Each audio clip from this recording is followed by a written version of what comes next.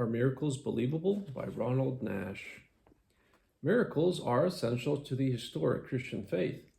If Jesus Christ was not God incarnate, and if Jesus did not rise bodily from the grave, then the Christian faith as we know it from history and the scriptures could not be true.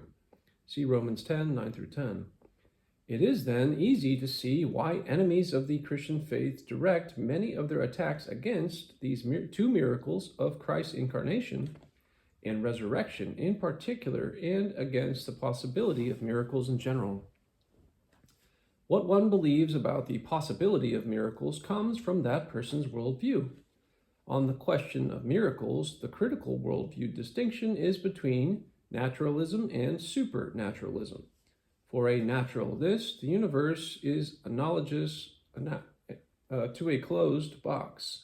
Everything that happens inside the box is caused by or is explainable in terms of other things that exist within that box. Nothing, including God, exists outside that box. Therefore, nothing outside the box we call the universe or nature can have any causal effect within the box. To quote the famous naturalist Carl Sagan, the cosmos is all that is or ever has been or ever will be. The major reason, then, why naturalists do not believe in miracles is because their worldview prevents them from believing.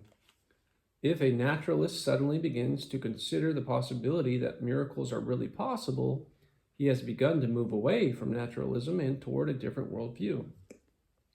Any person with a naturalistic worldview could not consistently believe in miracles. No arguments on behalf of the miraculous can possibly succeed with such a person. The proper way to address the unbelief of such a person is to begin by challenging his naturalism. The worldview of Christian theism affirms the existence of a personal God who transcends nature, who exists outside the box. Christian supernaturalism denies the eternity of nature. God created the world freely and out of nothing.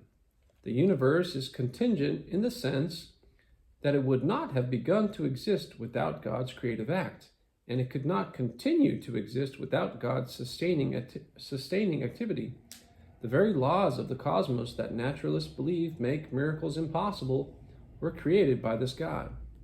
Indeed, one of naturalism's major problems is explaining how mindless forces could give rise to minds, knowledge, and sound reasoning.